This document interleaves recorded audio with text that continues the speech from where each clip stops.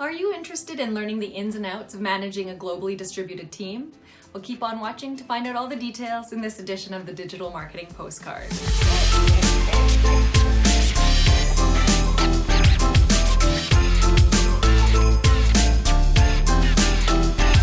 Hello, I'm Victoria Chemko, founder of Umami Marketing.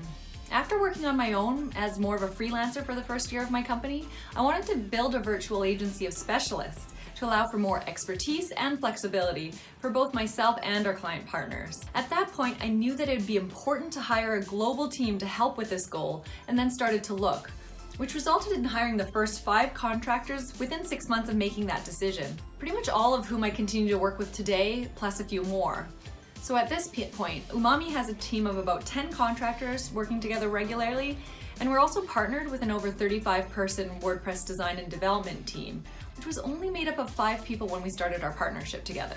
So here are some strategies to keep in mind in order to hire, manage, and retain a great global team. 1. Test and hire through paid trial gigs. I'm very grateful that I've managed to build a team today, mostly through referrals and my own network. The team has stayed together over the long term, and of course it helps make decisions to hire easier when I have a personal recommendation from someone I trust or have already worked with that person in some form or capacity. However, at times I have needed to stretch a bit further afield and hire from places like Upwork or other kind of online hiring portals, where it's then been helpful to take some time to hire that right person. It's helpful to be very clear and specific on your expectations in the role itself, and also get a sense of the potential hire's past successes. And so this is where reviews and history are very useful to understand. From there, once you have a short list, I recommend trying out small paid work packages to start, with real deliverables, and then see how the contractor performs. This is after filtering out as much as possible from the beginning. This is really the best way to learn if someone can do the job. From there, you can then decide to hire for larger or more permanent positions. 2. Hire slowly and manage well. First of all, the testing out and process of hiring of the right person for your needs can be a slow process. I've taken the time to be very thorough and particular about who I choose to work with, as I find it's much easier to do this than to pick someone quickly only to find out that it was the wrong choice, and you've wasted a lot of time and energy and then need to start all over again. So it's key that both the contractor and the business and you are aligned in terms of your goals. Once you've taken the time to hire a contractor for a longer term role, it's then key to continue to communicate, and manage based on the individual. What works well for them? Some people like more structure than others, while others prefer to be left to their own devices for the most part. As you spend more time working together and ask enough questions, you'll gain a better understanding of how this will work best. 3. Set up processes and standard operating procedures, or SOPs.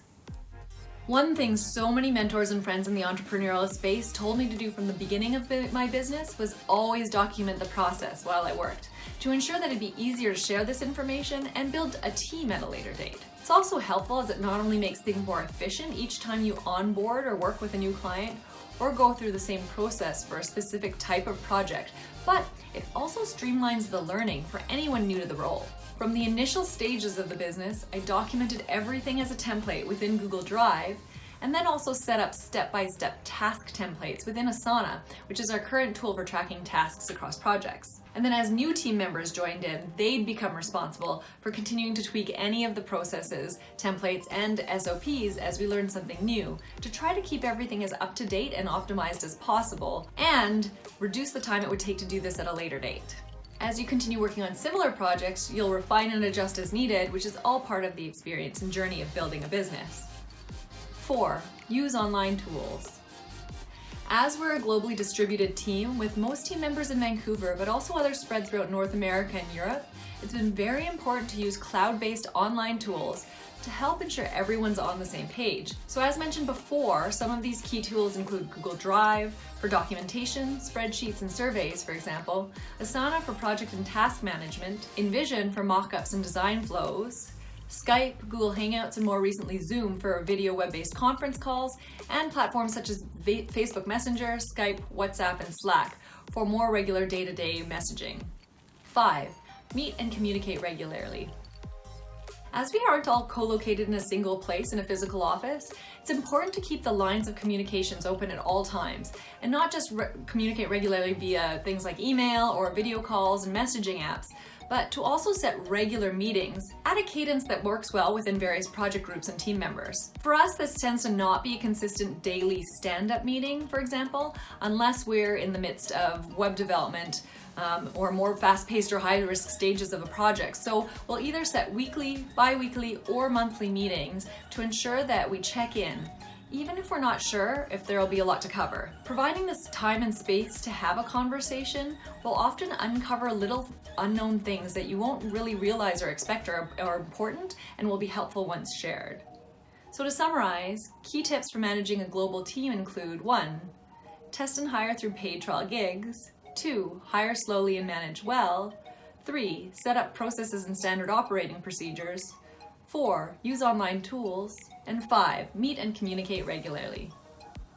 And now that you know more about key tips for managing a global team, please check out our recent blog post covering more useful inbound marketing tips. And if you like this video, please subscribe to the Umami Marketing YouTube channel and our monthly digital marketing postcard.